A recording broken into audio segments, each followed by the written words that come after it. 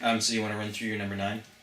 I can, yes. Okay. Excellent. My number 9 is the 1967 biopic Bonnie and Clyde. Have you seen it? I have. Excellent. And I might be talking about this a little later on. It stars Faye Dunaway and Warren. Is it Beatty. Betty? Or I think it's Beatty. Beatty. Okay, as the title characters, Bonnie and Clyde, and the film shows a somewhat romanticized version of basically their criminal career. It shows from when they meet to getting their team, because it wasn't just them, and ultimately their death. That's not a spoiler, it's history. They're probably two of the most famous criminals ever. Yes. It's one of the best crime duo movies, I think, because I mean, this is one that everyone should see, yes. Just because it's so, kind of immersed in American culture anyway, because these are real people. These are real people. And they're famous, and if the film's right, they loved being famous. Yeah, and the death scene, it's shocking. It's shocking. Is one of the... It's shocking. That's the word for it. Yeah, it's... I'm not that it's a surprise. Overkill, I think, is a word. It is kind of overkill.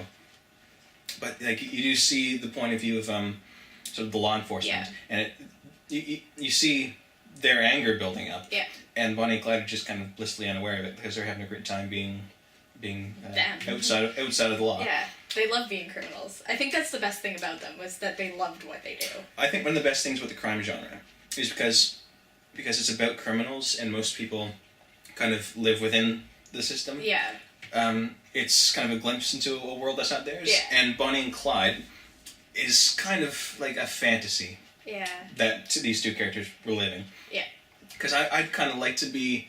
You like the idea of, I'd be a bank robber, I'd be going across the country. I could do that. Yeah. I would never get caught with that. Yeah. Which leads me to my number 9 choice, which I actually wrote Bonnie and Clyde off in favor of this one. And it's called Badlands. Okay. Sissy Spacek plays an impressionable teenage girl from a dead-end community, and she narrates the story of the killing spree that she and her greaser boyfriend, played by Martin Sheen, go on across South Dakota. What did you say? I said, Martin Sheen. Martin Sheen. Their characters are very much in tradition of the infamous Bonnie and Clyde, which you mentioned, also partners in crime. And I actually wrote off Bonnie and Clyde in favor of Badlands, because while both films paint a portrait of that kind of liberated lifestyle living outside of society's rules, which I think is sort of the appeal of these kinds of movies. Yeah. Badlands sort of brings a sense of disillusionment to the lifestyle, depicting Spacek's character as sort of strangely unfulfilled by the experience, while Sheen sort of strains to make his escapades a little more memorable. For example, he does get caught at the end of this movie. Yes, he does. And the scene at the end where he's arranging the stones as being... this is where I was caught, and he's getting the hat, and he's like, and I was wearing this hat. And there's a scene sort of towards the beginning where they make love for the first time, and both of them I don't really see what the fuss was about. Yeah. And it's much where Bonnie and Clyde romanticizes this. This makes it so that it may not be all that. Yeah. And I find that one's more realistic. I think it probably is. Even though it's not really... It's probably inspired by a true story, but it's not based on... I feel like it shows, like, the real life side of what... Like, Bonnie and Clyde showing how great it would be, how amazing, how much they love doing what they do, and that one's kind of like, well, actually, it's shit. Yeah. And this was Terrence Malick's first directing movie. He did The Tree of Life and The Thin Red Line. Yeah. And this has all of his trademarks, like the narrated soliloquies and the great landscapes. He does really good landscapes. Yeah, and you've seen this? I have seen this. I suspect it didn't make your list.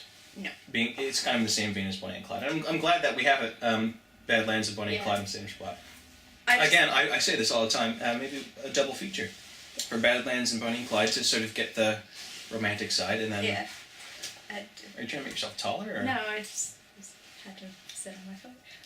This is how I usually sit, so it's uncomfortable sitting the other way. Right.